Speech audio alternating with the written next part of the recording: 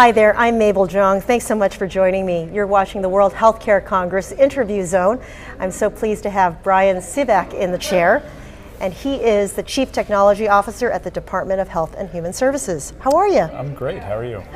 Terrific, and I just want to know what your day-to-day life is like, since everyone is so focused on these deadlines that the federal government has put on the sector. Sure. Are you busy working away in your offices trying to figure things out for people who want the information quick? So we do a bunch of different things.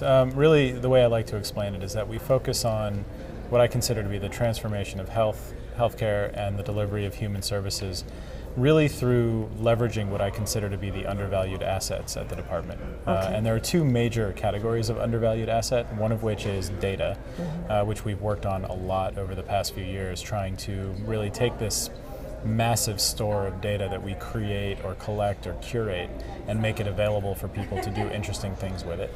And then secondly, the people. We have 90,000 people at the Department of Health and Human Services. It's a massive organization.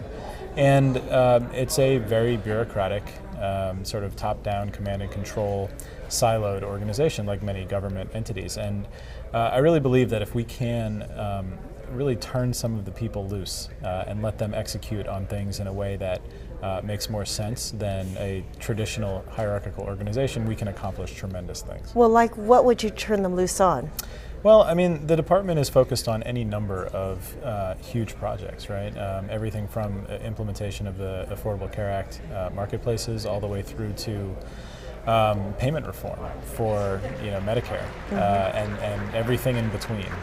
We have a ton of things that we do around providing family services for people, and there are just many things that people could, I think, focus on in different ways if they were a little bit freer to execute on these things and change the system dramatically. Well, it must have been quite a transition for you, having come from the entrepreneurial world to a very bureaucratic, huge system where you have to ask a lot of people before you get anything done. Well, yes and no. So one interesting thing about my job here is that my title, I actually have two titles. I have the title of Chief Technology Officer and also Entrepreneur in Residence.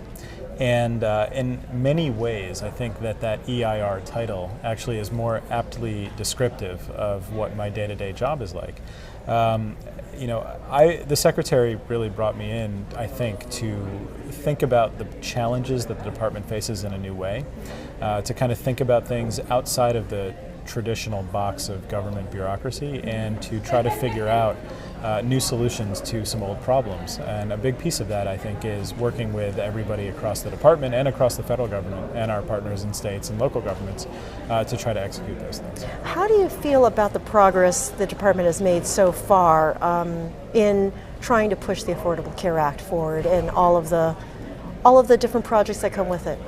I mean, it's when you look at the changes to the world of healthcare since the Affordable Care Act was passed, I mean, it's pretty remarkable, right? You've seen changes to payment models, demonstration projects. You've seen the beginning of the implementation of the health insurance marketplaces, which will go live on October 1st of this year. You've seen implementations of rules that give consumers money back from their insurance companies. I mean, these are massive changes that I think are somewhat underappreciated because it's very politicized, right? Okay. And this is one of those things that time will tell, right? This is not, one thing I like to remind people of is that this is not a short game, right? This is not, October 1st the marketplaces launch and it either works or it doesn't. This is a very long game. This is the law of the land and it will last for a while. Okay, you mentioned an October 1st deadline. What will be ready then? So on October 1st, 2013, there will be a website, Healthcare.gov, that people can sign on to, input some basic information, answer some basic questions about their situation, look at some plans that come back, and hopefully sign up for one. We're shooting for that date to be completely ready to go. How confident you're shooting for it, but today, do you feel like you will be able to be on track to meet that? Oh yeah, definitely. I mean, You got to understand, this is work that's been going on for quite some time. Again, the other thing to keep in mind is that this is a long game, right? We will release version 1 of Healthcare.gov on October 1st, 2013, and we'll do everything it needs to do in order to get people enrolled in coverage. Having said that, there will be additional features and functionality that we roll out over time as the market demands and as we see how people are actually using the site. One of the things the law doesn't do is give us the opportunity for a beta test period, which in any software development process you really do want some beta testing. So we're going to do lots of testing as we go through, and we already have been. But there's no substitute for real users. So it's going to be an interesting process, but I am very confident that we'll get there. And what about the users, the customers, the patients? Yeah. What should they expect? Will there be growing pains for them to sort of figure this out, and will there be continuity of care as this all gets figured out? Yeah. So keep in mind that we are looking to insure 30 to 50 million people in the country who are not insured. That's not going to happen immediately. Again, this whole process is going to take time.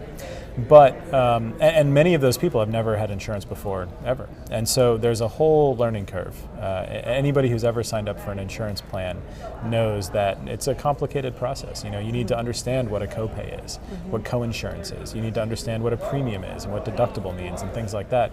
And so there's definitely education that needs to happen. Now, one of the things that we're designing in the site is really focusing on that information provision and trying to figure out a way to make it very explainable to people, to take somebody through a process who really hasn't been through that process before. So we're really trying to address all of that as best we can. During your panel, what sort of questions were asked? There was a question about HIPAA. There was a question about is this for the recording or is this? No, well, I was just going to ask that. What was the mood of people as they in your panel? Were they concerned that things weren't that they weren't getting enough information, or there wasn't enough information for them to really do their jobs well? Oh, I see. Well, actually, the panel itself didn't really talk about this at all. At the panel, we talked mostly about the availability of data, the way that the healthcare system is changing from fee-for-service to bundled payments, the effects of mobility on all of those things. That was really the focus of the panel. And so your message, do you think, that you want to leave people really from the Department of Health and Human Services is what?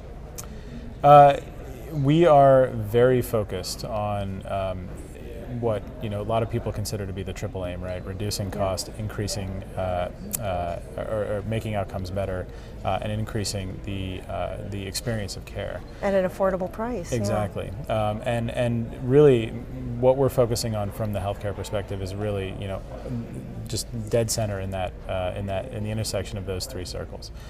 And so, one thing I would tell you is that I have never worked with more intelligent, dedicated people than I do at the department, and I really do believe that we are on the right track to start to solve some of these problems.